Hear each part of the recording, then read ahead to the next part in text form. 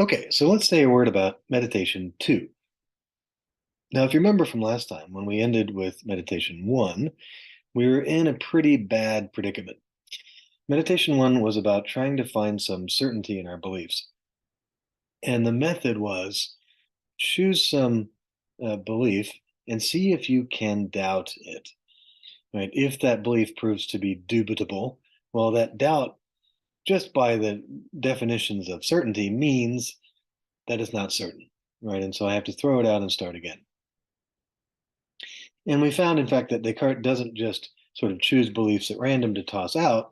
He's actually trying to be destructive, right? He's trying to sort of destroy as much of his beliefs as he can so that he's sure to start on some stable and certain foundation. And so rather than attack beliefs one by one, he indulges in three waves of doubt to attack lots of beliefs all at once. Wave number one, my senses are deceiving me right now. Wave number two, I'm asleep dreaming right now. Wave number three, there's some evil demon bent on deceiving me right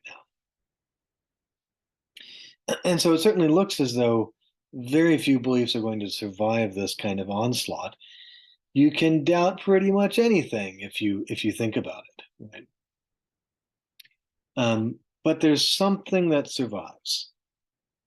And in the second meditation, Descartes says, well, here is something that I seem to be capable of knowing for certain. It's something that survives the three waves of doubt. And that is two things, really. First, that I am thinking, and second, that I exist. In fact, in other works, Descartes combines them inferentially. He says, I think, therefore I am. This doesn't actually appear in the meditations, but it does in other works. I am thinking, I am, or I exist. Right? These two things seem to be true no matter what else is true. Right? No matter how far off the mark many of my other beliefs are, these two beliefs seem to be indubitable and therefore certain. Because even if my senses are deceiving me right now, well, I'm still having these sensory impressions, right? It still seems as though there's a computer in front of me right now, even if there isn't, right? And that computer appearing to me in a certain way, or that appearance of a computer, right? That is a kind of thought in the broad sense.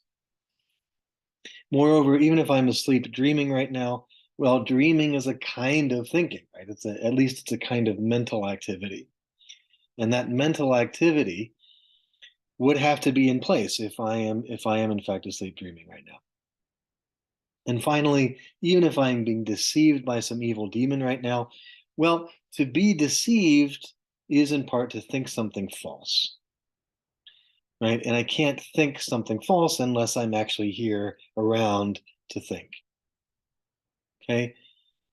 Well, this is exciting, right? This is something I seem to be able to know for certain, namely that I think and that I am. Now, it's not clear immediately what progress we can make from here, but at least we have our foundation, right? My own existence, my own thought, these things seem to be indubitable. Okay, great. So if we're going to try to make progress from here, Descartes says, well, all right, I know now that I exist. What is this I, right? What sort of thing is it that I have proved to exist? What do I know about myself? Now, at this point, Descartes invokes um, some scholastic philosophy. So by scholastic, I just mean philosophy of the Middle Ages that had gotten inherited from Aristotle. So really, this is Aristotle's work originally, um, but it was sort of refined in the Middle Ages, and this was sort of part of the so-called scholastic tradition. And the scholastic tradition in Aristotle said that um, there are various things we can know about the soul, that i.e. the nature of the human being. And so this was passed on to Descartes. This is exactly the sort of thing that Descartes is interested in now, right? I've shown that I exist. What am I? What do I, know about myself? What can I know about myself?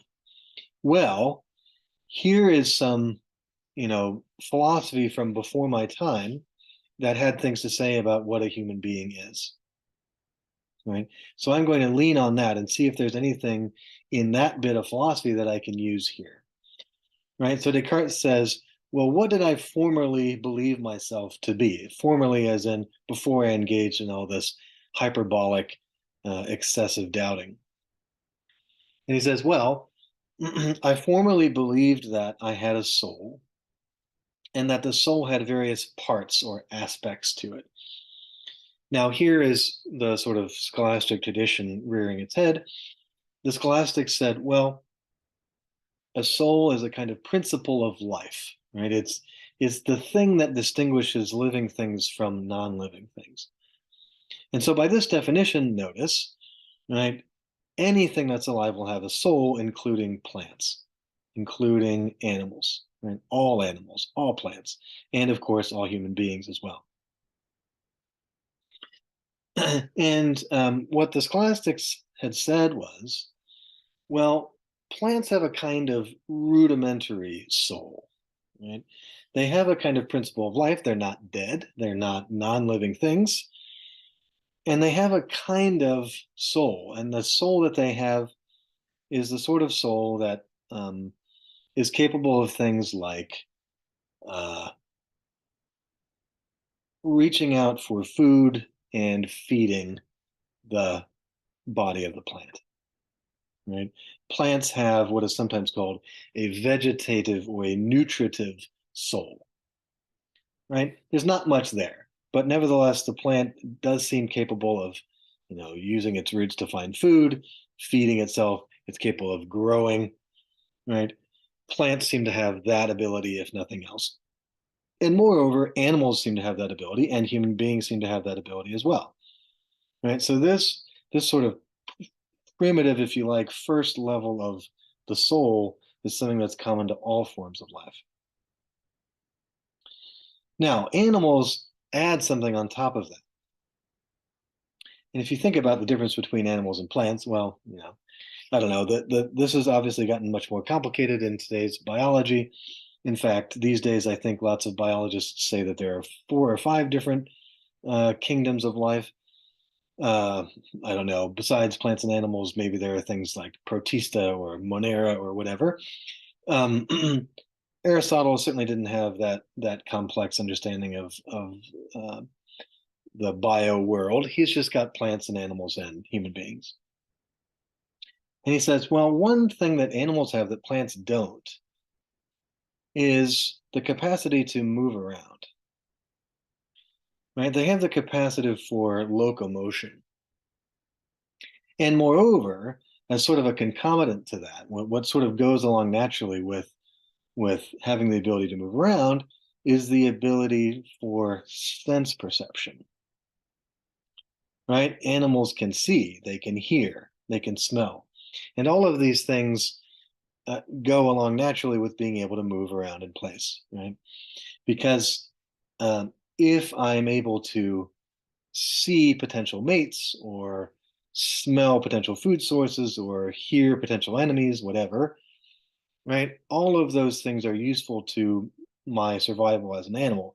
And moreover, I can't very well make use of those bits of information about seeing and hearing and smelling and so on unless I can actually move in the relevant direction, right? The directions that are suggested by the deliverances of my sense organs, right? If I seem to see an enemy over toward the north, right? Well, then I need to be able to move to the south, say something like that, right? And so these twin processes sort of go along in hand, namely being able to move around and being able to sense things with sense organs. Okay. And so this now is the second layer, if you like, of soul. This is not something that plants have, but it is something shared by animals and by human beings.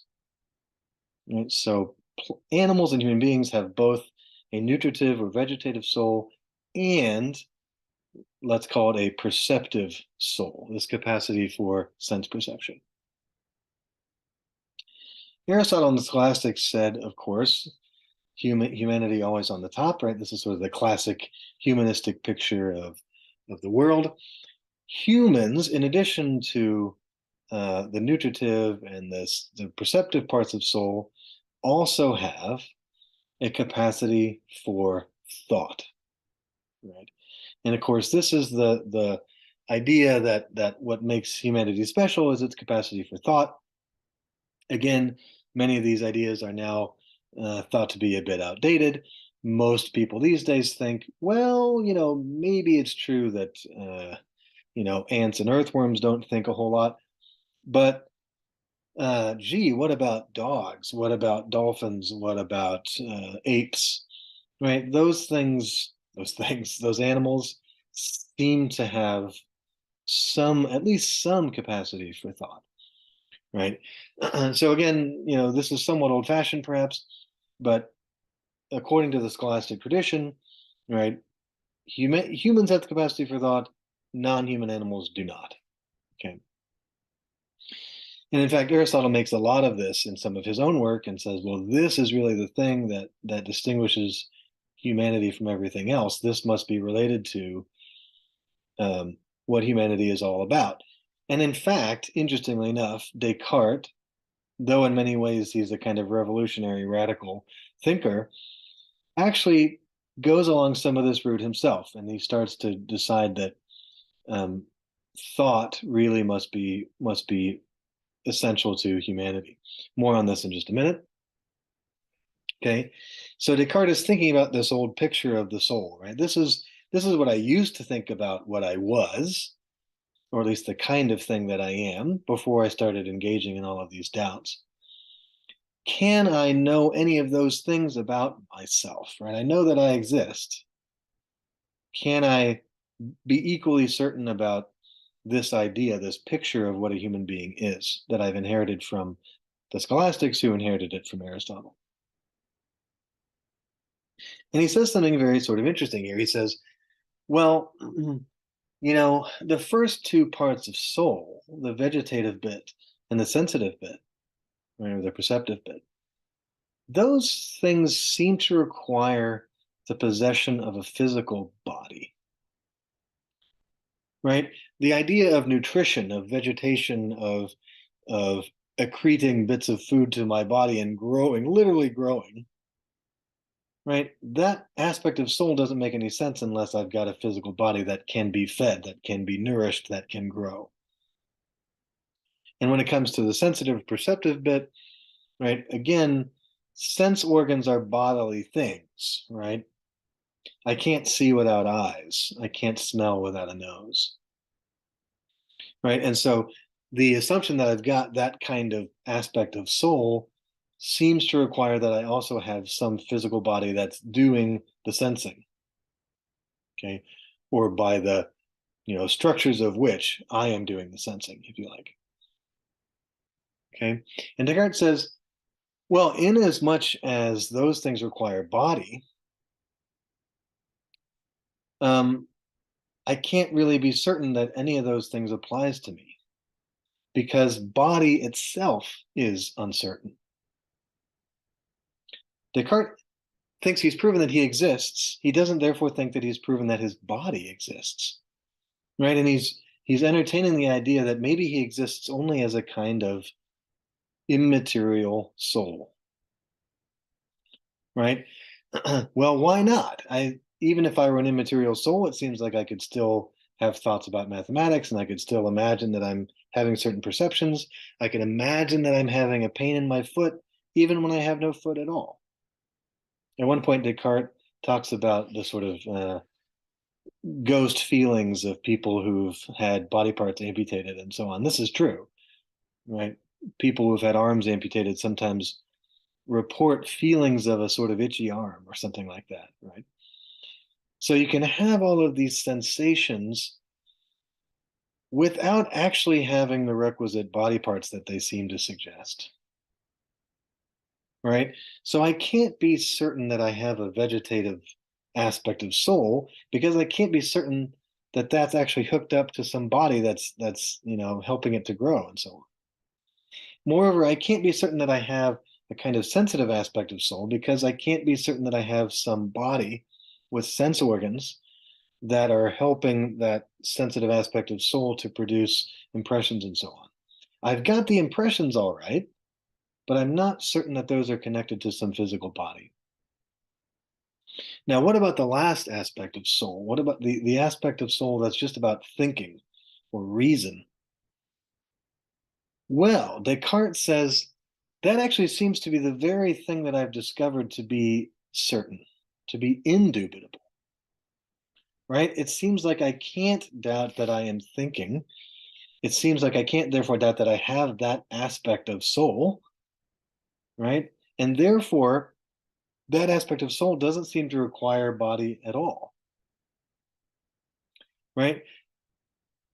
I don't need a body to think, says Descartes. I need a body to grow. I need a body to smell things, but I don't need a body to think, right? And this is exactly the sort of position that Descartes is imagining himself to be in. Maybe I don't have a body at all, even if I don't, right? Even if an evil demon is deceiving me and making me think that I have a body when in fact I don't. Nevertheless, he can't make it the case that I'm not thinking. And I therefore cannot doubt that I have the capacity for thought. Okay. And at this point, Descartes says, well, that must really be what my essence is. Right? What is an essence? Well, it's the sort of thing that must belong to me no matter what. You can take away my hands and I'm still me. You can take away my feet and I'm still me. You could blind me, you could deafen me, you could take away my voice, but I'm still me, right? And so the essence is supposed to be the thing that I cannot survive without, right? And Descartes says, well, thought has to be that thing. If you take thought away from me, now I'm not myself anymore, right? That is me. That is my essence, right? I don't need to have a body. I don't need to have eyes. I don't, need to live anywhere in particular on an earth that has form and matter and so on. I just need to be capable of thought. That's it. That, therefore, is my essence. And so I think I've now discovered something about who I am. Not just that I am, but what I am, right? My essence, Descartes says, is thought. That is the essence of what I am. Okay. Um, Descartes has this very interesting example of a piece of wax at the very end of the second meditation. And basically, this is just another way of emphasizing the point that uh, your senses can be deceptive, but your thought is clear, right? And the idea is basically this: take a piece of wax, it's a fresh, dry piece of wax. It's got a certain color, it's got a certain smell, it's got a certain sound when I knock on it. If I bring it over to the fire, all of those sensible qualities change, right? So instead of white, the wax is now yellow. Instead of hard, the wax is now soft. Instead of, I don't know, smelling like flowers, now the wax smells like burning. Um, Instead of making a sort of hollow sound when I knock on it, now it doesn't really make any sound at all because it's all turning into mush. Right? What is the point of all this? The idea is I know that this wax is there, right? I still recognize the wax as the same wax. And yet, all of my deliverances from my sense organs are telling me that it's something else, right? My eyes seem to be telling me that it's a very different thing. It's gone from white to yellow, right? How can the same thing be once white and another time yellow? My ears are telling me that it's a different thing. It used to be, make a sound when you rapped on it, and now it doesn't anymore. My nose is telling me that it's a different thing. It used to smell like flowers, and now it smells like burning. My touch receptors in my skin are telling me that it's a different thing. It used to be hard, and now it's soft. But Descartes says, I still know the wax and I still know it as the same thing. I know it as persisting through these changes. The conclusion Descartes wants us to draw is I must therefore know the wax not through my senses, because those are telling me quite the opposite, that the wax has been destroyed or changed into something new. It must be through my mind alone, through my intellect or my reason alone, my thought alone, that I understand that this wax persists. Okay. And so Descartes takes the sort of general lesson to be that it's my mind and thought. That's the thing that I know really well. Anything associated with body or with the senses, all of that stuff is very fallible. And in particular, dubitable. I don't know that I have those things at all. Okay, I just want to say a quick word about the very beginning of the third meditation, and then we'll call it a wrap. This is all that I'm really going to hold you responsible for. Obviously, I think the rest of 3 and 4, 5, 6 are all worthy bits of reading as well. But this opening uh, chunk of the meditations for me is really where a lot of the best philosophical meat is. Okay, at the very beginning of the third meditation, Descartes says this. He says, "Okay, well, I want to be able to move on, right? I've found a little bit of certainty. I know something about my own existence. I know something about what I am, but I want to know more." Okay. And in fact, right, remember that the goal is really to restore all of the knowledge that Descartes previously had, but this time on a firm, certain foundation. And we haven't gotten very far, right? We haven't even convinced ourselves that we have a body yet, much less that, the earth is round and that the area of a circle is pi r squared and so on. So Descartes says something very sort of important and critical at this stage, at the beginning of the third meditation. He says, well, um, let me think about this one piece of certainty I have, namely that I think and that I exist. How is it that I can be certain of that? How is it that I am certain of that? And he says, well, in this case, all I really have is a clear and distinct perception of that proposition that I think that I exist. Right? That idea. I just have a clear and distinct perception of that idea. And so that wouldn't be enough to make me certain of it unless that's a general condition for certainty, right? That is, whenever I find something that I perceive clearly and distinctly, I can therefore take that thing to be a bit of knowledge, something that I know for certain. Okay. Now, this is a highly controversial move in the meditations, mostly because, well, for a couple of reasons. One reason is, um, but gee, didn't I take myself to have clear and distinct perceptions before? And haven't I been wrong when I thought I perceived things clearly and distinctly? Um, right? How do I know when I'm perceiving something clearly and distinctly? And if I just say, "Oh, I just know it when I do," that seems to be, a slippery slope back into all sorts of believing things without evidence again. Um, Moreover, here's another problem. It seems that Descartes is wrong. It seems like I don't just have a clear and distinct perception about my own thought and existence. It seems like in the second meditation, I got a real argument for my own thought and existence, right? There's this sort of idea, well, even if the evil demon is deceiving me, still, in order to be deceiving me, I would have to exist, and so on. That's more, it seems, than a clear and distinct perception. That seems like a kind of philosophical proof, if you like, of my own thought and existence. So it's not even clear that Descartes' premises are accurate here. It doesn't seem to be the case that all I have in the case of my thought and existence is a clear and distinct perception. Nor does it even seem like that should really be enough, right? Because it seems like I've had cases before of apparently perceiving things clearly and distinctly when in fact I was wrong about something. Okay. Nevertheless, Descartes lays this down as a general rule that whenever I perceive things clearly and distinctly, that thing must be true. Now, to be fair to Descartes, Descartes does sort of recognize at this point the the questionable nature of this rule, right? He does sort of worry about it. He says things like some of the things we've been saying, like, but didn't I formerly think that I perceived something clearly and distinctly when in fact I did not? And in fact, I did not perceive it at all, right? I was being deceived.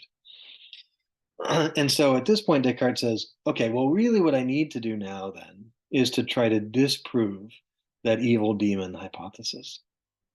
And in particular, I need to prove, right? 17th century surprise here. I need to prove that God exists and that he is no deceiver. Right. Now, this seems probably to a modern audience to be incredibly grand. Um, I can't even know that I have a body. How the heck am I going to prove that God exists? Uh, but, back at this time of philosophizing, arguments for the nature of God's existence were very common. They were discussed widely, and many European philosophers thought that they could, in fact, prove God's existence. Descartes was no exception. And so his idea is, if I can just prove that God exists and is not a deceiver, then I should be able to be certain about my rule that when I perceive something clearly and distinctly, right, God's not a deceiver, therefore he's not tricking me when I perceive something clearly and distinctly, therefore that thing is true. Okay, that's it for Descartes for now. And for this course, in fact, we will return to this idea of proving God's existence in the final unit of the course. All right, that's it for now.